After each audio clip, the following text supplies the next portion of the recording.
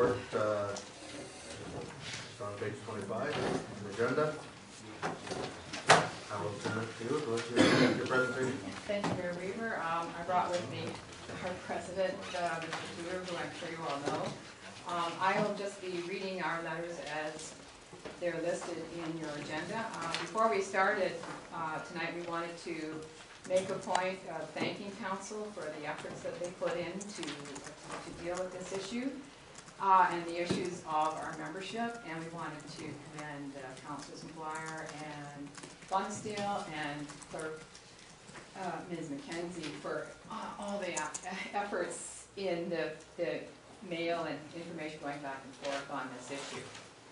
And I'll just proceed if that's all right with you. There you go. To Mayor and members of all members of council, at the Lambton Shores, and before I start, I'm sorry, the letters are reversed in your agenda. So the second letter dated January the 11th shows up first on your agenda, and I will read the January 2nd letter first because there is a timeline to this, to these letters anyway. At the Lambton Shores Community Association annual meeting on July 7th, 2012, the chair of the Plan 24 committee submitted her report. Among other things, the report details the failure of bylaw enforcement to follow through on 2 committee of adjustment meetings that required compliance by the owners of 11 and 13 Woodford Avenue.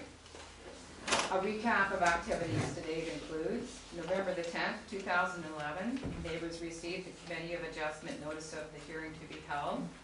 Thursday, November 24th, 2011, at least 12 letters were sent objecting to the minor variance application, and 6 of those people were in attendance at the hearing. November 25th, 2011, the report given to council was that the committee deferred this application in order for the applicant to work with the neighbors who opposed the application to come up with a solution that would be suitable to all concerned. Excuse me. The applicant was granted 60 days to submit a new proposal, and should that 60 days lapse, the fence must be brought into compliance with the requirements of Fence Bylaw 80 of 2008. February the 10th, 2012, a re-notification letter was sent to neighbors indicating that another Committee of Adjustment hearing was being held on Thursday, February 23rd, 2012.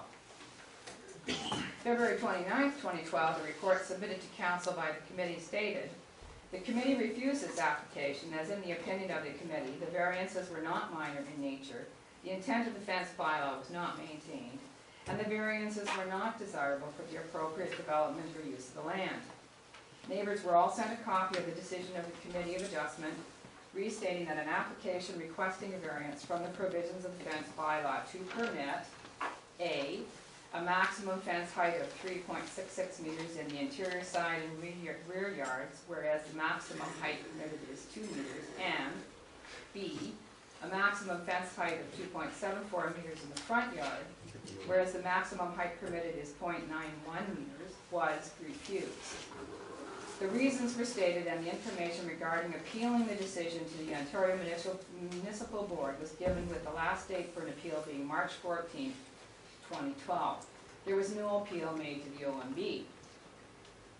An inquiry by the Lambton Shores Community Association elicited the following information. Carol McKenzie confirmed that a letter has been sent to the Misselbrooks requiring them to bring the fences and gates at 11 and 13 Woodward Street excuse me, into compliance with the Committee of Adjustment ruling this past winter. They have been given a timeline to comply that is usually prescribed by the courts before action is taken, around 2 weeks, and have been notified that if the fences and gates are not in compliance by the demand date, then bylaw enforcement will charge them. The letter was sent out about July the 9th. According to the clerk, on August the 1st, 2012, an inspection was done. The property and its fences were found to comply with the building code and all areas at 2 meters high as per bylaw. It was understood by Lambton Shores Community Association prior to this that front fences could not exceed 0.91 meters. The clerk explained that the definition of front yard was the distance from the property line to the foundation of the building, and all of the outer fences at this property are even with the building, so they are technically not in the front yard. Since they are not in the front yard, they could be considered to be an inner side yard and could therefore be 6.5 feet high. We question, 1, The municipality using this premise that the 6-foot fences were okay at the front. The Committee of Adjustment did not use this distinction as part of their decision. After review of the bylaw by the Lambton Shores Community Association, it details that property on a corner like the one in question is required that both the front and the side exterior fences be no more than 3 feet high. Lambton Shores has now been told by the clerk, Lambton Shores Community Association has now been told by the clerk that everything complies with no change to the height of the outer fences because they're not in the yard as described in the bylaw. The fence bylaw states under 8B, conflicts, other bylaws. In the event of any conflict between provisions of this bylaw and any provisions of any other municipality of Lambton Shores bylaws relating to fencing, the provisions of this bylaw shall prevail.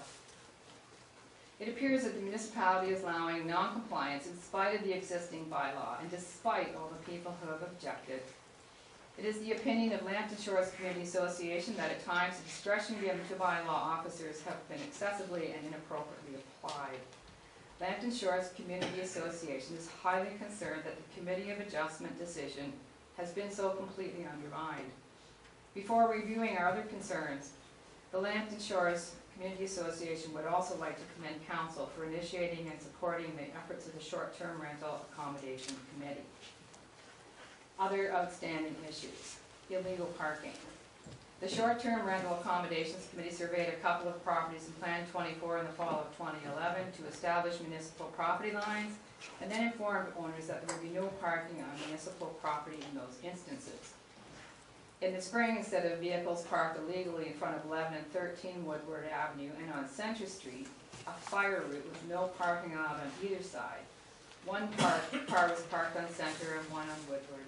Permission to do this was given by the bylaw officer, contrary to the councillor's instructions.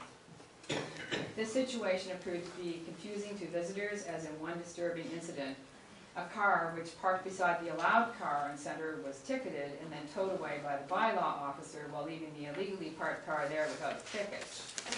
This situation continued all summer, even though Councillors Lonsdale and McGuire made aware of it at the Lambton Shores Community Association AGM in early July.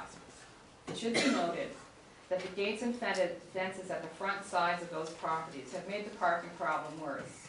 In the past, with no fences, cars could pull up onto the property from the street between the buildings when a need arose. Now they are completely blocked out. This is because the owner chooses to use the property for excessive people instead of parking. Therefore, his parking problems are of his own making. Noise. Council made it a priority to make the village a place to be enjoyed by all, not just by those who make a profit from rentals. They formed a committee and increased the bylaw budget by $5,000 this year. Despite this, there is still a problem at several properties. According to 20 written Lambton Shores Community Association members' calls for service reports from this summer's activities, there was a lot of noise at several addresses in Plan 24, plus property damage at Sam's Playing Field, Village Green Mini Pot, and Pizza Place and Dairy Dip in May and June during prom parties and on the May 2-4 weekend. Even though there was improvement in July and August, there were also reports that other areas and cottages such as Shady Lane and Lakeside Circle and Gibbs Park were more noisy and disruptive than previous summers. On the Labor Day weekend, things to ramp up again, and we got reports that the noise at the corner of Woodward and Center was the worst it had been all summer. There were also reports that other areas and cottages such as Shady Lane and Lakeside Circle and Gibbs Park were more noisy and disruptive. On the Labor Day weekend, a Lambton Shores Community Association member got a report that the noise at the corner of Woodward and Center was the worst it had been all summer. Other complaints were lodged with the OPP. There was also reports of disturbances in other parts of the village, such as Southcott and Beecher Pines. And because this is a village-wide issue, Lambton Shores Community Association requests that the Short-Term Rental Accommodation Committee also send their letter regarding noise/disturbances and consequences to all Lambton Shores residents. Although Council's Short-Term Rental Accommodations Committee has made a good effort to educate and encourage cooperation from property owners who rent to too many disrespectful tenants, the lack of consistent bylaw enforcement is undermining all their good intentions. If Council fails to ensure that bylaws are being enforced,